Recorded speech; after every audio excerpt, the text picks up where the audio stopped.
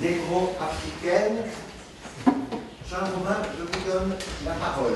Merci beaucoup, Monsieur le Président. Je dois d'abord dire que je suis très honoré d'être dans ce panel avec Marie-Claire et Lénie. Je leur dois énormément sur le plan intellectuel. Dans l'Afrique actuelle, on constate un reflux des philosophies de l'émancipation.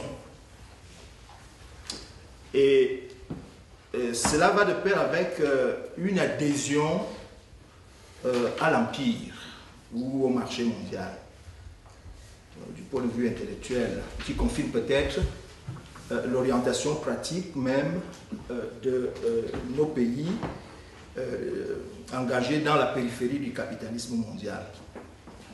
Donc il y a, on voit un triomphe des idéologies hostiles à l'indépendance et à la résistance au marché universel. On dit par exemple désormais qu'il faut faire avec le capitalisme, il faut faire avec le marché mondial. Dans mon propos, je me limiterai à présenter quelques affirmations essentielles qui constituent des repères d'une philosophie négro-africaine de la libération et de l'émancipation. Et je m'inscris dans le temps long de notre conscience, en vue de combattre une tendance à conceptualiser l'amnésie, à conceptualiser un ordre amnésique qui ferait l'impasse sur les luttes de libération qui ont eu cours dans le monde négro-africain afin de nous empêcher de continuer à nous battre contre le marché universel. Je commencerai en disant que les exigences de la conscience négro-africaine, telles qu'elles commencent à s'affirmer dès le XVIIIe siècle, dans la poésie abolitionniste et les slave narratives, avec Phyllis Wheatley, Mary Price, Harriet Jacobs, alias Linda Brandt, Olado Equiano, Otoba Kubuano, Ignacio Sancho, Frederick Douglass, sont celles de l'émancipation d'une humanité niée. De ce point de vue, contre les thèses de Foucault, de Lyotard et de beaucoup d'autres qui les suivent en Afrique, ma thèse est que tant que le capitalisme existera, la lutte pour l'utopie de l'émancipation des hommes doit continuer à nous mobiliser, doit continuer à exister.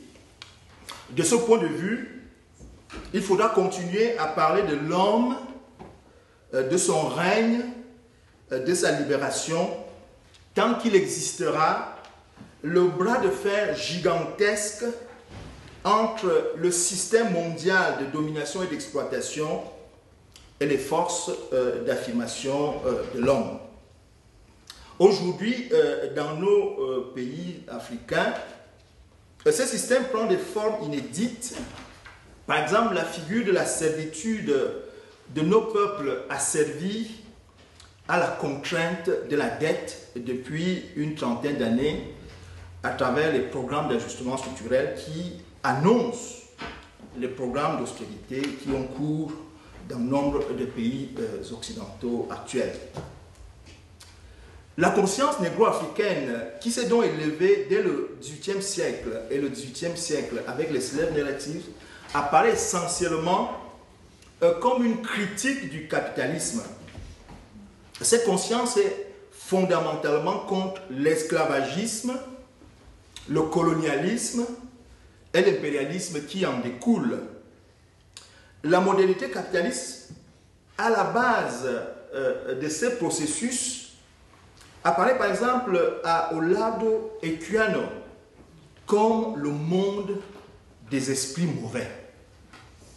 Cette image qui souligne le processus de dessaisissement de chaque individu de sa puissance subjective ou vitale n'est pas sans rappeler la métaphore de Karl Marx du Moloch à qui il faut tout sacrifier. Otoba Kugwano décrit pour sa part le monde du système esclavagiste qui en est échu comme essentiellement celui du vol, du brigandage et de la piraterie généralisée. C'est encore une image qu'on retrouvera au XXe siècle sous la plume d'Amilcar Cabral critiquant le capitalisme. Le capitalisme lui apparaît. Amilcar Cabral était un penseur de Guinée-Bissau et du Cap-Vert. Il a été assassiné par les services secrets portugais en Guinée, Conakry, en 1973. Donc, le capitalisme lui apparaissait comme une vaste piraterie organisée. La barbarie capitaliste, telle qu'elle est contextualisée ici, pour Kugwano par exemple, ne peut être fondée que sur des sophismes qu'il conteste tout au long de ses réflexions sur la traite et l'esclavage des nègres. Cela aboutit à un effort négro-africain de penser vers un dessin ou un telos global. Et ce dessin global, pour schématiser, a pris trois dimensions fondamentales que je souhaite ramasser ici. La première dimension est l'affirmation de la pleine humanité de l'homme noir. C'est la reconnaissance de la liberté et de l'égalité. On trouve ce sursaut dans le propos de Toba Kugwano affirmant en 1788 l'égalité parmi les hommes, quel que soit leur sexe, leur couleur ou leur condition. Je le cite. « Qu'importe, dit-il, lorsqu'on meurt, d'être blanc ou noir, grand ou petit, jeune ou vieux, aucune de ces différences n'altère l'essence de l'homme. » Du point de vue, fin de citation, du point de vue du monogénisme dans lequel il s'inscrit, il affirme, je le cite encore, que tous les hommes sortent du même père. Tous ont naturellement des droits égaux à la liberté. Fin de citation. Cela s'est aussi traduit par d'autres œuvres hautement élaborées, notamment la philosophie de l'histoire de Marcus Mosiah Garvey et de William Du Bois.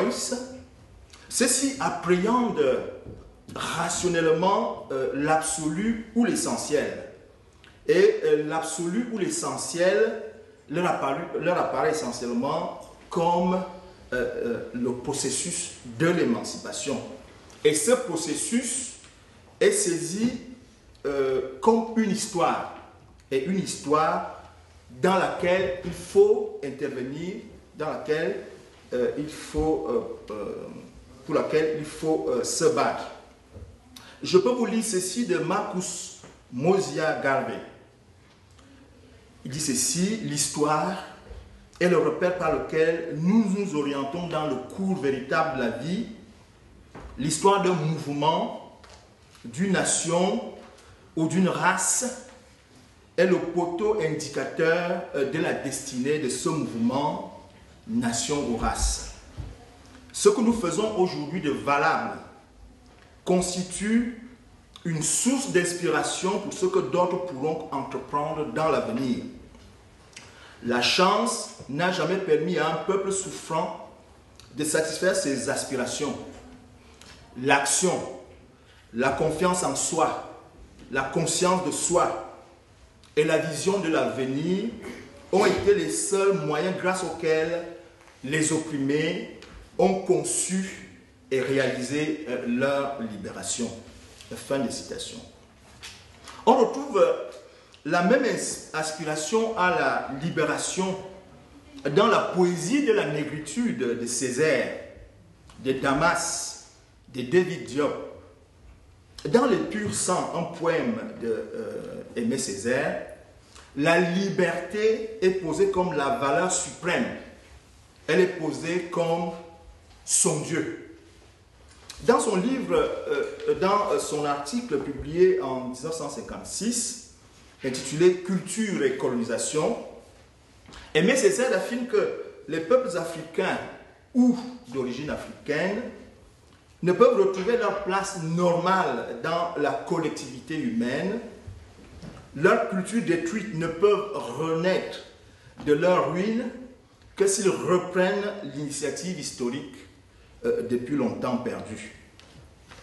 Dans les essais révolutionnaires de Frantz Fanon, d'Amilcar Cabral, d'Eduardo Mondlane, de Samora Machel, dans les savantes recherches historiographiques d'Edouard Wilmot Bladen, de Pras Mars, d'Antenor Firmin, de Cheikh Anta Diop, il y a à chaque fois la position d'une finalité globale et majeure qui est la libération et l'émancipation. Et cette pensée de l'imagination a commencé, comme je le disais au début, commencé à être conceptualisée dans les écrits des penseurs comme Cugoano Equiano Douglas, Capitaine, Amo. On voit encore dans la littérature des années 60, notamment chez Chinua Achebe, la place centrale de Equiano qui s'affirme dans son livre Things Fall Apart. Plus tard, dans son ouvrage Le conscientisme, Kwame Nkrumah a tenu à donner un fondement philosophique et métaphysique à cette affirmation de base par le biais d'une philosophie matérialiste dialectique. Il posait d'une part l'indépendance du monde, l'unité et l'identité fondamentale de la nature, l'unité et l'identité fondamentale des hommes vivant en société, mais aussi la possibilité catégorielle entre les phénomènes de la nature et les phénomènes de la société. Ce matérialisme philosophique va de pair, du point de vue éthique, avec l'exigence d'une organisation humaniste inspirée d'une volonté d'organisation égalitaire de la société. L'axe éthico-politique qu'il a en vue vise en effet à promouvoir l'égalité fondamentale de toute personne posée comme la fin de toute action humaine. Une autre dimension de la subjectivité africaine a été la capacité à s'organiser. D'abord, pour les esclaves, à s'organiser pour lutter contre les colons, pour fuir l'exploitation, à prendre les armes pour se battre, comme on l'a vu avec Toussaint Louverture et beaucoup d'autres. Et le panafricanisme, en tant que mouvement de retrouvailles des peuples noirs dispersés, fonde cette capacité. Cette source émouvante en elle-même sourdait du besoin profond de fraterniser. Il faut remarquer que cette dimension subjective du projet de nous-mêmes en Afrique aujourd'hui a d'abord été portée par des penseurs négro-africains de la diaspora. Sylvester Williams, Marcus Mosiah Garvey, George Patmore, William Du Bois et beaucoup d'autres. L'autre source du panafricanisme part de l'analyse géopolitique d'Nkrumah. Pour Nkrumah, les États modernes sont des États d'une grande dimension, d'une très grande dimension. Pour lui, de ce point de vue, la chance de réaliser notre dessein fondamental qui est l'émancipation véritable, la souveraineté véritable, n'est possible qu'en s'organisant à une échelle analogue à celle des États modernes. Et c'est à ce niveau que se posait la question du rapport à la maîtrise du monde. Le penseur libérien Edward Wilmot Bladden excluait dans sa perspective, qui était celle d'une essentialisation des absolus éthico-politiques et culturels, la maîtrise du monde, du génie des peuples noirs, domaine, selon le langage de l'époque, des Indo-Européens. Léopold Sédar Senghor renchérira à la suite dans cette voie en distinguant l'émotion nègre de la raison blanche. La thèse de Marcus Garvey est fort différente et elle est intéressante. Pour Marcus Garvey, la dynamique du cours de l'histoire universelle montre que la puissance, c'est ce que l'homme cherche le plus, qu'il s'agisse de l'individu, qu'il s'agisse des groupes ou qu'il s'agisse des peuples. Il évoque la force physique du boxeur, la puissance militaire, économique, le développement technologique, scientifique et culturel. Et dans la course à la puissance, il se développe, il se crée des inégalités. Dès lors, la lutte est une médiation pour éviter d'être faible, d'être la victime. Elle doit s'adjoindre la capacité à s'organiser, elle doit s'adjoindre l'éducation comme voie de la maîtrise de la science et de la technologie. Je voudrais insister rapidement pour conclure sur cette partie. Je ne pourrai pas lire tout le texte, je crois qu'il y aura la possibilité de le publier. Je voudrais insister un peu sur la question de la maîtrise de la nature comme possibilité de penser une perspective anticapitaliste et anti-impérialiste, et donc la sortie de la prolifération de la marchandise. L'égalité de puissance qui peut résulter de la maîtrise et de l'universalisation du principe du mode de travail industriel par les peuples africains encore plongés aujourd'hui dans le mode de production agro-pastorale revêt à mes yeux un enjeu éthico-politique de premier ordre. Le décalage avec les centres capitalistes qui maîtrisent la civilisation industrielle pousse ces centres à mettre à profit la distance techno-scientifique et culturelle pour nous asservir, exploiter nos ressources et notre force de travail. C'est lorsque la civilisation industrielle sera devenue universelle, c'est-à-dire quand les peuples, jusque-là confinés au mode de production agro-pastorale, auront mis la main sur le principe de la puissance moderne, que s'instaurera une relative égalité dans le monde. En se hissant au même niveau de puissance que les maîtres d'hier, nos peuples ne pourront plus être soumis à un régime d'inégalité et d'exploitation de façon facile, comme ça se passe ces derniers temps en Afrique. Les travailleurs des centres capitalistes ont déjà fait eux-mêmes des progrès significatifs vers l'égalité par des luttes diverses.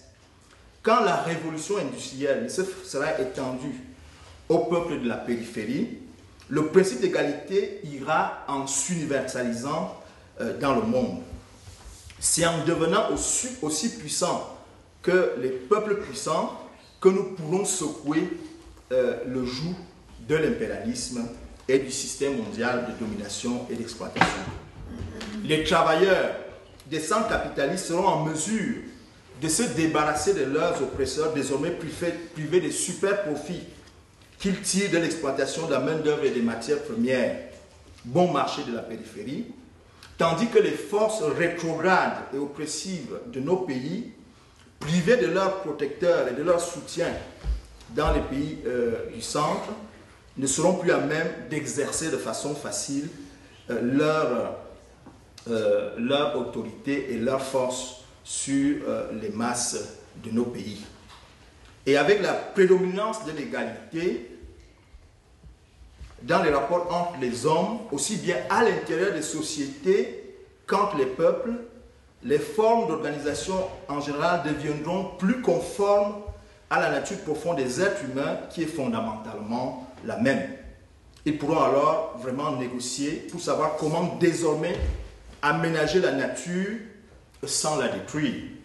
Parce que la valeur d'usage prédominera sur l'actuelle absolutisation de la valeur d'échange qui instille des besoins artificiels dans les consciences et installe la frénésie et la rage de consommer dont l'ontologie ne fait que précipiter son essence nihiliste, notamment sous la forme de la dévastation du monde. Sortir, donc, je conclus là, sortir de la seule prolifération de la marchandise suppose de faire de la science et de la technique une possibilité de la libération, une possibilité de l'émancipation. De ce point de vue, reprendre les chemins perdus de l'être ne peut se réduire à une simple exhortation à la frugalité. Il nous incombe de continuer à nous battre pied à pied pour aboutir pas à pas à des victoires partielles en élargissant le savoir, l'éducation, la maîtrise des sciences au sein de nos peuples. Je vous remercie.